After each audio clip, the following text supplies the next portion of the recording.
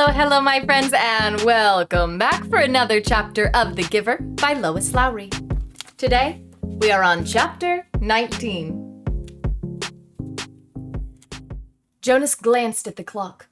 There was so much work to be done, always, that he and the Giver seldom simply sat and talked the way they just had. "I'm sorry that I wasted so much time with my questions," Jonas said.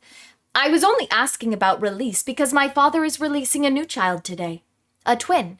He has to select one and release the other one. They do it by weight." Jonas glanced at the clock. "Actually, I suppose he's already finished. I think it was this morning." The Giver's face took on a solemn look.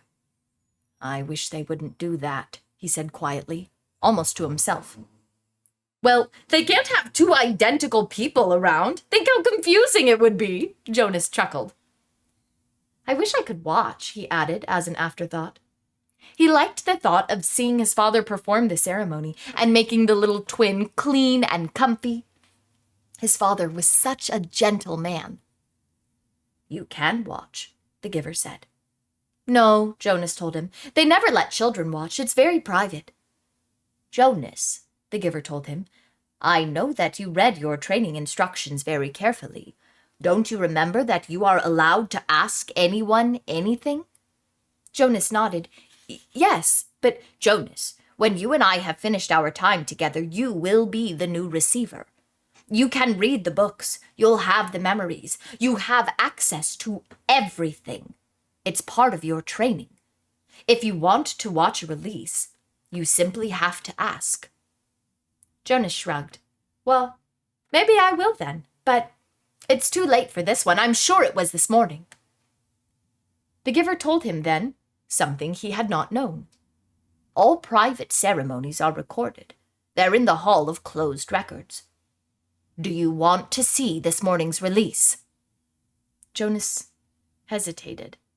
He was afraid that his father wouldn't like it if he watched something so private. "I think you should," the Giver told him firmly. "All right then," Jonas said. "Tell me how." The Giver rose from his chair, went to the speaker on the wall, and clicked the switch from off to on. The voice spoke immediately. "Yes, receiver. How may I help you?" "I would like to see this morning's release of the twin." "One moment, receiver. Thank you for your instructions." Jonas watched the video screen above the row of switches. Its blank face began to flicker with zigzag lines. Then, some numbers appeared, followed by the date and time. He was astonished and delighted that this was available to him, and surprised that he had not known.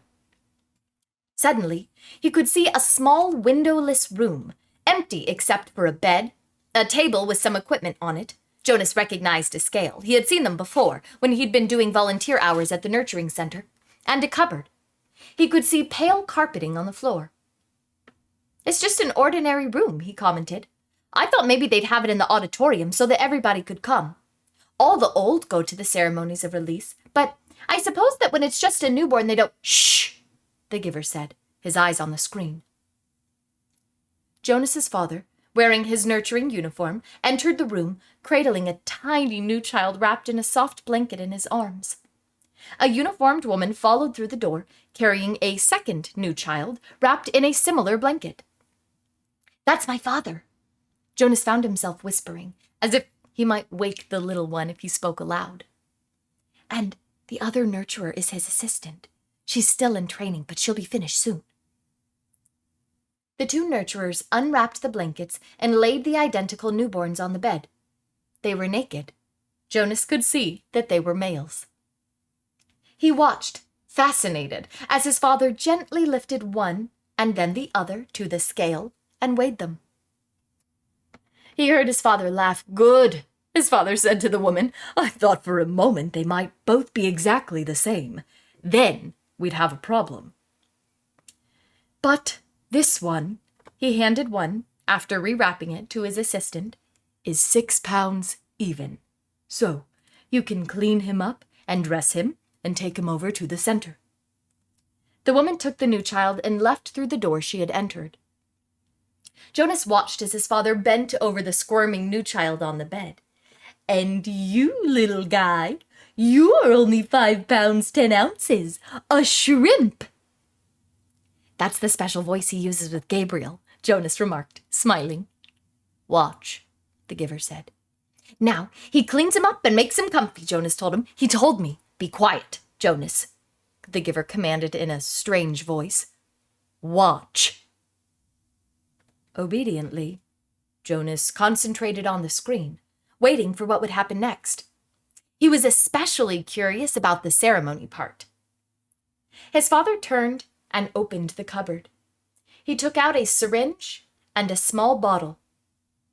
Very carefully, he inserted the needle into the bottle and began to fill the syringe with a clear liquid.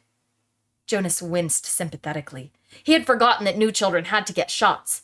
He hated shots himself, though he knew that they were necessary. To his surprise, his father began very carefully to direct the needle into the top of the new child's forehead, puncturing the place where the fragile skin pulsed. The newborn squirmed, then wailed faintly. "Why is he—" "Shh!"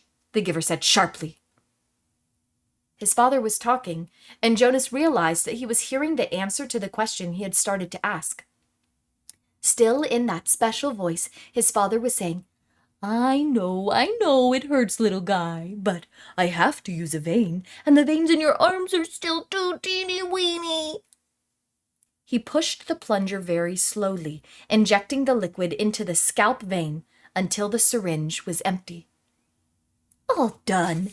That wasn't so bad, was it?" Jonas heard his father say cheerfully. He turned aside and dropped the syringe into a waste receptacle. "Now he cleans him up and makes him comfy," Jonas said to himself, aware that the giver didn't want to talk during the little ceremony. As he continued to watch, the new child, no longer crying, moved his arms and legs in a jerking motion. Then he went limp. His head fell to the side, his eyes half open. Then he was still. With an odd, shocked feeling, Jonas recognized the gestures and the posture and expression. They were familiar. He had seen them before, but he couldn't remember where. Jonas stared at the screen, waiting for something to happen. But nothing did. The little twin lay motionless. His father was putting things away, folding the blanket, closing the cupboard. Once again, as he had on the playing field, he felt a choking sensation. Once again, he saw the face of the light-haired, bloody soldier as life left his eyes. The memory came back. He killed it. "My father killed it," Jonas said to himself, stunned at what he was realizing. He continued to stare at the screen numbly. His father tidied the room. Then he picked up a small carton that lay waiting on the floor, set it on the bed, and lifted the limp body onto it. He placed the lid on tightly. He picked up the carton and carried it to the other side of the room. He opened a small door in the wall. Jonas could see darkness beyond the door. It seemed to be the same sort of chute into which trash was deposited at school. His father loaded the carton containing the body into the chute and gave it a shove. "Bye-bye, little guy," Jonas heard his father say before he left the room. Then the screen went blank. The giver turned to him. Quite calmly, he related. "When the speaker notified me that Rosemary had applied for release, they turned on the tape to show me the process. There she was, my last glimpse of that beautiful child waiting.